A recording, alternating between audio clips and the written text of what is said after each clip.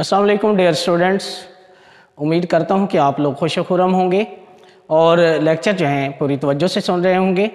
इससे पहले हमने साल दोम में नज़्म आदमी में सैयद ज़मीर जाफ़री का तारुफ़ और उसके साथ पहले दो अशार की तशरीह और हवाला जात पढ़े थे। तो आज हम तीसरे शेर से शुरू करेंगे। आदमी आदमी से मिलता है, आदमी आदमी से मिलता है, दिल मगर कम किसी से मिलता है। यानी इंसान ज़हरी तौर पे तो एक दूसरे से मिलते हैं, लेकिन उनके अंदर जो मुनाफ़क़त है, जो उन्होंने मुनाफ़क़त का लिबादा ओढ़ रखा होता है, उसको वो ख़त्म नहीं करते, बल्कि वो एक दूसरे के लिए मुश्किलात पैदा करते रहते हैं। तीसरे शेर की तरफ बढ़ते हैं। पतली गर्दन पतले अबरू, पतले लब पतली कमर, जितना बीमार आदमी इतना तरहदार आदमी। अबरू कहते हैं बुमे को, आईबरू को, और पतली कमर यानी कमज़ोर कमर, तरहदार कहते हैं खूबसूरत इंसान को। ज़मीर जाफ़री कहते हैं कि पहले ताकतवर आदमी खूबसूरत था, लेकिन इस दौर में बीमार या कमज़ोर आदमी को खूबसूरत समझा जाता है। तो यहाँ पे सैयद ज़मीर जाफ़री तकाबली जायज़ा कर रहे हैं, कंपैरिजन कर रहे हैं आज के इंसान का माजी के इंसान से, कि माजी का इंसान जो था वो इल्म वाला समझा जाता था, प्यार वाला समझा जाता था और दर्द दिल वाला था, लेकिन आज का इंसान जो है वो मशीन की तरह काम कर रहा है, उसके पास टाइम नहीं है। यहाँ पे सैयद ज़मीर जाफ़री कहते हैं कि कमज़ोर आदमी को अब खूबसूरत समझे जाने लगा है। आजकल भी जापान में जो पहलवान है उनका वेट जो है 150-200 तक होता है, तो वो आज भी जो पहलवान है उनको खूबसूरत समझा जाता है। ये जिस तरह से ये बॉडी बिल्डर हैं, इनको भी ताकतवर समझा जाता है, खूबसूरत समझा जाता है। लेकिन इस दौर ने क्या किया कि आज के कमज़ोर इंसान को खूबसूरत बना दिया। वो पतला, वो दुबला पतला सा एक शख्स तो देखो, वो दुबला पतला सा एक शख्स देखो, हवा चलती है तो देखो उड़ा जाता। यानी आजकल जो कमज़ोर आदमी है उनको खूबसूरत समझा जा रहा है, जो बिल्कुल लागिर होते हैं, बीमार होते हैं। नज़ाकत तो देखो मेरे महबूब की सारे, नज़ाकत तो ज़रा देखो मेरे महबूब की सारे, वो पतली है कमर जिसकी चला जिससे नहीं जाता। यानी कमज़ोरी जो है आजकल खूबसूरती की अलामत है। तो सैयद ज़मीर जाफ़री ने भी खूबसूरत अंदाज में यहाँ पे आज के दौर और आज की खूबसूरती पे तंज किया है। नेक्स्ट बढ़ते हैं शेर नंबर 4 की तरफ। ज़िंदगी नीचे कहीं मुँह देखती ही रह गई, कितना ऊंचा ले गया जीने का मयार आदमी। तो यहाँ पे सैयद ज़मीर जाफ़री कहते हैं कि इंसान ने जीने का मयार इस कदर बुलंद कर लिया है कि ज़िंदगी नापैद होती नज़र आती है। यानी पहले ज़िंदगी जो थी उसमें सादगी थी, उसमें इखलास था, उसमें खलूस था, लेकिन अब क्या है, मुनाफ़क़त जो है वो चारों तरफ उसने अपने पंजे गाड़ लिए हैं, जिसकी वजह से इंसान ने ज़िंदगी का म्यार जो है बुलंद कर लिया, अपना स्टैंडर्ड बुलंद कर लिया है। वो अपने अजीज़ व अकारिब से, जो गरीब हैं, जिनके पास पैसे की फरावानी नहीं है, उनसे कतराता फिरता है, उनसे दूर भागता फिरता है। तो इस बात को सैयद ज़मीर जाफ़री ने कहा है कि इंसान ने अपने जीने का म्यार जो है उसको बुलंद कर लिया है। वो अपने आप को बहुत कुछ समझने लगा है। जिसके पास जितना ज़रा है, जिसके पास कार है, जिसके पास बंगला है, वो अपने अजीज़ व अकारिब से भी कतराता है। तो यहाँ पे वो कहते हैं कि वो ज़िंदगी जिसमें खलूस था, जिसमें प्यार था, जिसमें एक दूसरे के लिए आसानियाँ पैदा करनी थी, एक दूसरे को साथ लेके चलना था, एक दूसरे के दुख दर्द बांटने थे, एक दूसरे के गम बांटने थे, वो ज़िंदगी जो है मुझे ख़त्म होती नज़र आ रही है। हमारी ज़िंदगी यारो ये कैसी ज़िंदगी ठहरी कि जिससे दुख हमारे सब यहाँ देखे नहीं जाते। हकीकत छुप गई साजिद, बनावट छाई जाती है, हमें ये ज़िंदगी लेकर कहाँ जाती है तुम देखो। यानी ये ज़िंदगी जो है, जो हमने नया स्टैंडर्ड बनाया, ज़िंदगी का नया जो म्यार बनाया, ये इंसान को कहाँ से कहाँ तक ले के जाएगा। नेक्स्ट बढ़ते हैं शेर नंबर 5 की तरफ। उम्र भर सहरा नवर्दी की मगर शादी ना की, उम्र भर सहरा नवर्दी की मगर शादी ना की, कैस दीवाना भी था कितना समझदार आदमी। उम्र भर सारी ज़िंदगी सहरा नवर्दी, खाक छानना, جگہ جگہ پھرنا، دیوانہ، پاگل، سمجھدار، عقل مند. ڈیئر اسٹوڈنٹس، یہاں پہ ایک مسٹیک ہوئی ہے کہ جو 5واں شعر تھا اس کو اوپر لکھ دیا تھا پہلے میں نے، تو یہاں پہ اب جو 6واں شعر ہے وہ اوپر چلا گیا، اب 5واں جو ہے وہ نیچے ہے، تو اس کے لیے ایڈوانس معذرت خواہ ہوں. تو یہاں پہ 5ویں شعر کا مفہوم کچھ یوں ہوگا کہ مجنوں زندگی بھر صحرا کی خاک چھانتا رہا، مگر شادی نہ کر کے کس قدر سمجھداری کا مظاہرہ کر گیا. قیس جو ایک عرب بنو عامر قبیلہ کا جوان تھا جس نے لیلا سے عشق کیا اور لیلا کے لیے وہ ساری زندگی بھٹکتا رہا اور اسے مجنوں اور دیوانہ کہتے تھے. تو یہاں پہ اسی واقعے کو یہاں پہ سید ضمیر جعفری نے کوڈ کیا ہے اور وہ کہتے ہیں کہ مجنوں جو تھا اس نے ساری زندگی لیلا کے لیے وقف کر دی، اس کے پیچھے وہ قربانیاں دیتا رہا، لیکن کیا ہوا کہ اس نے شادی نہ کر کے کتنی سمجھداری کا مظاہرہ کی. یہاں پہ سید ضمیر جعفری شادی کے معاملات کا تذکرہ کر رہے ہیں کہ اصل میں شادی جو ہے ایک ذمہ داری کا نام ہے، اور جو لوگ یہ ذمہ داری نبھا نہیں سکتے وہ ساری زندگی کیا ہے الجھن کا شکار رہتے ہیں.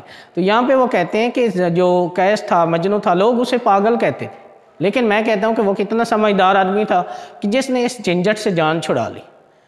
یہاں پہ وہ کہتے ہیں کہ مجنوں جو تھا اس نے شادی نہ کر کے سمجھداری کا مظاہرہ کیا. وہ لیلا کی محبت میں دیوانہ ٹھہرا تھا، لیکن نہیں کی شادی مجنوں نے کہ اس کے ہوش باقی تھے. کہ شادی جو ہے اس میں طرح طرح کی ذمہ داریاں ہیں، اس میں ہر طرح سے نان و نفقہ کی ذمہ داریاں ہیں، بیوی کے اخراجات ہیں، بچوں کے اخراجات ہیں، ان کی تعلیم ہے. تو اس کو لے کے چلنا ایک آسان کام بھی ہے، ایک اہم ذمہ داری بھی ہے، لیکن جو لوگ ذمہ دار نہیں ہوتے وہ اس ذمہ داری کو نہیں نبھا سکتے. اسی بات کو ضمیر جعفری نے کہا ہے کہ مجنوں جو تھا وہ کتنا سمجھدار تھا کہ اس نے شادی نہیں کی تھی. ان کی فرمائش نئی دن رات ہے. یہ جو ہے بیویوں کی طرف اشارہ کرتے ہیں یہاں پہ شاعر کہ ان کی فرمائش نئی دن رات ہے اور تھوڑی سی میری اوقات ہے. یعنی میری حیثیت تو بہت کم ہے، لیکن میری جو بیگم ہے، میری جو بیوی ہے، اس کی فرمائشیں جو ہیں، اس کی جو فرمائشیں جو ہیں وہ زیادہ سے زیادہ ہوتی جا رہی اور میں ان کو نبھا نہیں سکتا. یہاں پہ سید ضمیر جعفری نے کہا ہے کہ مجنوں جو تھا وہ سمجھدار آدمی تھا کہ اس نے یہ شادی نہیں کی. نیکسٹ بڑھتے ہیں شعر نمبر 6 کی طرف. دانش و حکمت کی ساری روشنی کے باوجود، دانش و حکمت کی ساری روشنی کے باوجود کم ہی ملتا ہے زمانے میں کم آزار آدمی. کم ہی ملتا ہے زمانے میں کم آزار آدمی. کم آزار کہتے ہیں کم تکلیف دینے والے کو. فرشتے سے بہتر ہے انسان بننا، مگر اس میں پڑتی ہے محنت زیادہ. یہاں پہ سید ضمیر جعفری کہتے ہیں کہ علم و حکمت کے باوجود ایسے انسان کم ہیں جن سے لوگوں کو تکلیف نہیں پہنچتی. اگر ماضی میں دیکھیں تو علم کی سہولیات نہیں تھی، علم حاصل کرنے کے لیے طرح طرح کی مشکلات کا سامنا کرنا پڑتا تھا، کتنے سفر طے کرنے پڑتے تھے، کتنے لوگوں کے پاس جانا پڑتا تھا. لیکن آج یہ سہولتیں عام ہیں، ہر جگہ پہ اسکول، کالج، یونیورسٹیاں ہیں، تو علم جو ہے وہ بڑھ چکا ہے. علم بڑھ چکا ہے، لیکن کیا ہے اس پہ عمل نہیں رہا. تو یہاں پہ وہ یہ کہہ رہے ہیں کہ علم و حکمت تو بہت زیادہ ہے، یعنی لوگوں کے پاس ڈگریاں ہیں، اور یہ ڈگریاں جو ہے ان کے بارے میں کسی نے کیا خوب کہا ہے کہ آج کل کی ڈگریاں جو ہیں یہ اصل میں اخراجات کی رسیدیں ہیں کہ ان سے انسان نے سیکھا کچھ نہیں ہے. تو یہاں پہ بھی اسی طرف سید ضمیر جعفری کہتے ہیں کہ علم تو زیادہ ہے لوگوں کے پاس، لیکن وہ ایسے لوگ ان میں بہت کم ہیں، ایسے انسان بہت کم ہیں جن سے لوگوں کو تکلیف نہیں پہنچتی. ہیں لوگ جہاں میں وہی اچھے، ہیں لوگ جہاں میں وہی اچھے جو آتے ہیں کام دوسروں کے. درد دل کے واسطے پیدا کیا انسان کو، ورنہ طاعت کے لیے کچھ کم نہ تھے کرو بیاں. یہاں پہ یہ لفظ ہے طاعت. اکثر بچے جو ہے وہ اطاعت لکھتے ہیں، تو یہاں پہ شاعری میں وزن کے لیے اور وزن کو مینٹین رکھنے کے لیے، برقرار رکھنے کے لیے بعض اوقات الفاظ جو ہیں ان میں کھینچا تانی کرنی پڑتی ہے. تو نیکسٹ بڑھتے ہیں شعر نمبر 7 کی طرف. دل رہے نے سوما دل رہنے سوما دستار رہنے میکدہ، تھا ضمیر جعفری بھی ایک مزیدار آدمی۔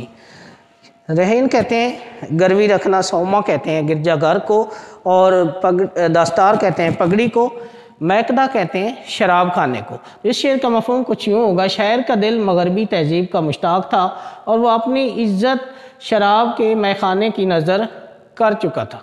یہاں پہ آج کے انسان پہ سید ضمیر جعفری نے طنز کیا ہے کہ آج کا انسان جو ہے وہ مغربی تہذیب کا دل دادا ہے، مشتاق ہے، اس کو اپنانے کی کوشش کر رہا ہے، وہ اپنی روایات کو بھول رہا ہے۔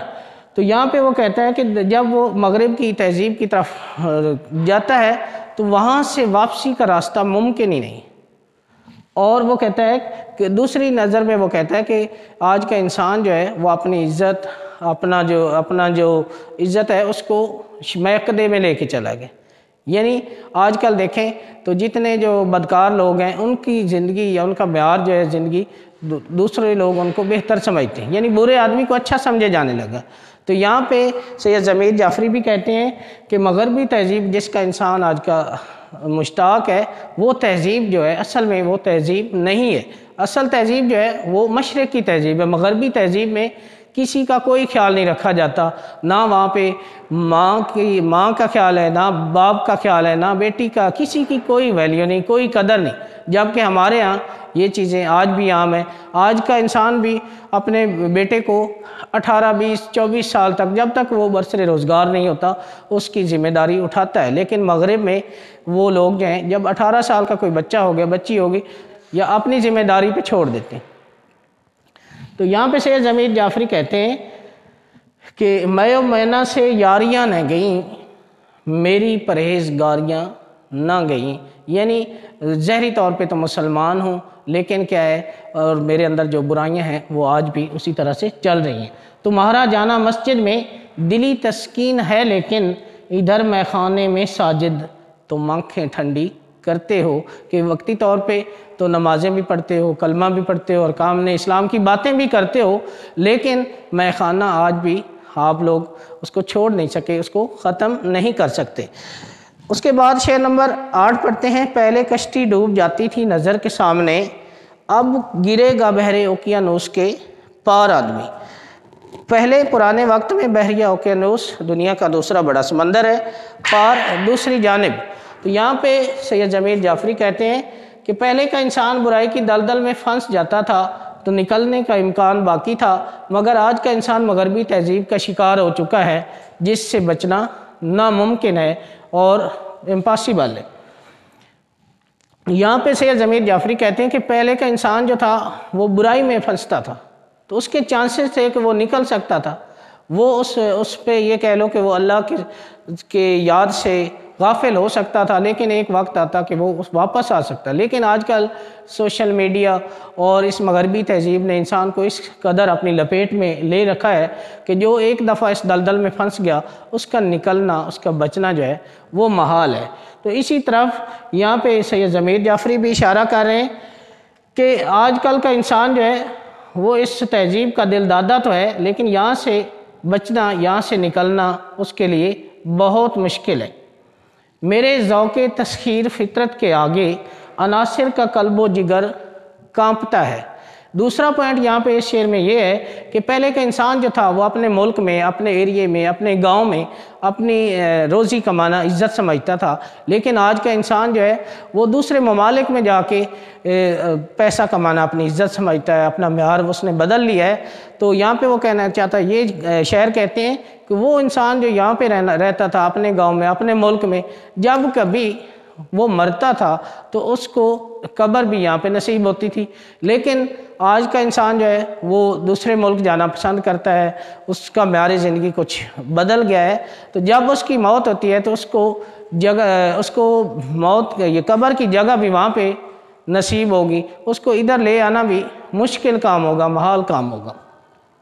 نظر کو کھیرا کرتی ہے چمک تہذیب حاضر کی، یہ سنائی مگر جھوٹے نگوں کی ریزہ کاری ہے، کہ یہ مغربی تہذیب جو ہے اس میں چمک ہے، اس میں روشنی ہے، یہ انسان کو مقناطیس کی طرح اپنی طرف کھینچتی ہے، لیکن کیا ہے، یہ مصنوعی ہے، آرٹیفیشل ہے، اس سے انسان جو ہے دنیا اور آخرت میں کامیاب نہیں ہوتا بلکہ ناکامی کی طرف جا رہا ہے۔ تو ڈیئر اسٹوڈنٹس، امید کرتا ہوں کہ آج کے ہم نے جو اشعار پڑھے وہ آپ کو اچھی طرح سے سمجھ آ گئے ہوں گے، تو ان کو اچھی طرح یاد کیجئے۔ ساتھ ساتھ یہ حوالے کے اشعار جو ہیں ان کو بھی ضرور یاد کیجئے، کیونکہ حوالے کے اشعار کے بغیر یہ آپ کی تشریح جو ہے وہ پاسبل نہیں ہے، اچھی تشریح نہیں ہے، اچھے نمبر وہاں پہ آپ کو نہیں ملیں گے۔ تو انشاءاللہ نیکسٹ لیکچر میں دوبارہ حاضر ہوں گے، اس وقت تک کے لیے اجازت، اللہ حافظ۔